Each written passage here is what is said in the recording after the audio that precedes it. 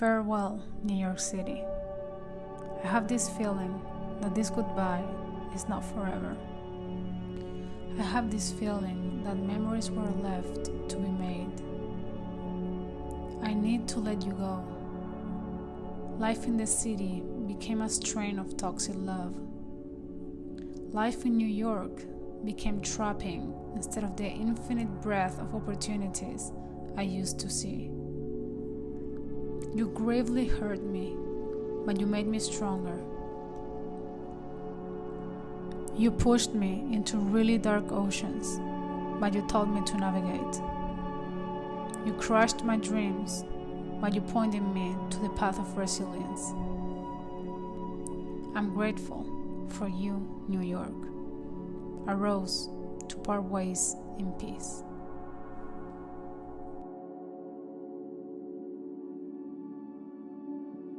Hello humans, how are you?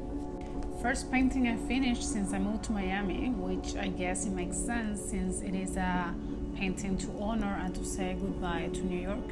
Or rather, see you soon. Without going further, next week I'm visiting again. But also, I'm not close to the idea of still having memories to build in that city. Since I certainly got more dreams, and it is called, after all, the City of Dreams. But I do not think one depends in one's location to make your dreams come true, especially in this modern world where attention has been somewhat democratized and one has access to virtually anyone, at least in comparison to a decade or so ago. That is not to say that algorithms are fair or that there is no disadvantage depending on where you're from. I really wish it wouldn't be that way, but it is. After all, there's a reason I moved from South America, leaving behind the family I had left there and all my friends, and went to an unknown, challenging, cold city with a very broken English, I might add, and by myself without really knowing anyone there. But about 4 years in, it was time to leave, at least for a while. To be completely honest, I did get to experience some of those dreams. I went to Parsons. I had an art show in Manhattan, actually two, to fall in love with a New Yorker. And none of it, and some others, were what I expected really. It was still school with normal humans. My art career went unaffected by the shows. I got my heart broken again, but in New York and way faster, as it all is in New York. I feel like even enjoying the little things about life is a waste of time there. Friendships and relationships in general seem to be utilitarian, at least that's what I experienced. Nature is reserved for Central Park. The park 15 minutes away from where I lived was ever so sad, and every time it became less effective at soothing my urban claustrophobic soul. Not to mention the horrible winters, the catcalling, the craziness, the knives pulled out, the prices, the hustle, with not much of a social, loving safety net. But I still make this painting to New York because I'm still in love and forever grateful to it. I'm grateful to her for making me feel like I was in a movie since the very beginning. I'm grateful to it for teaching me English, although it's not the best English, and my English is still a work in progress anyways, as you can tell. I'm grateful to it for proving me that I am courageous, and I am brave, and I am a risk taker.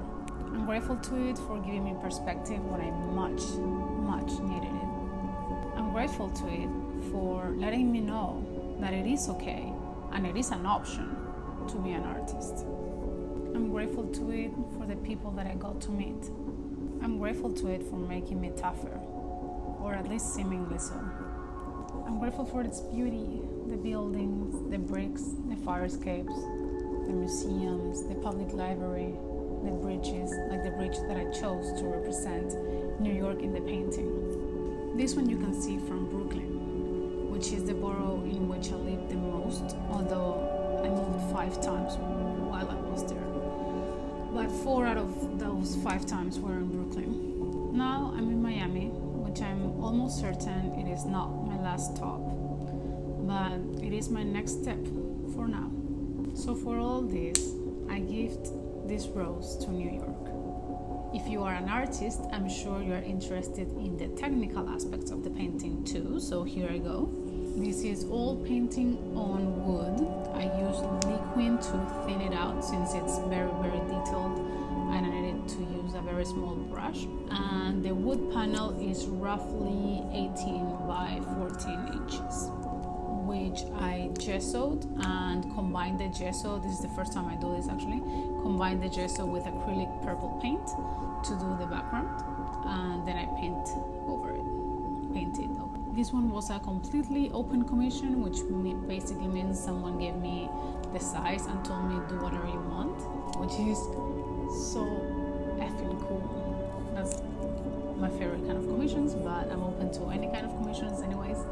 So if you want a commission, contact me. My contact information is in the description. As I said before, next week I'm going to New York and I'm taking her with me so that she can go to her new home. But also, if you want a print or merch with this painting, there's a link to my shop in the description too.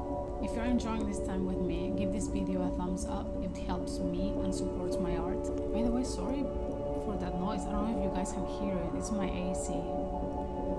I don't know why it's doing that. And if you would like to see some more of me and my work, make sure to subscribe to the channel. And I think that is it. Yeah, that is it from me. So enjoy the rest of the video and see you in the next one. Bye, humans.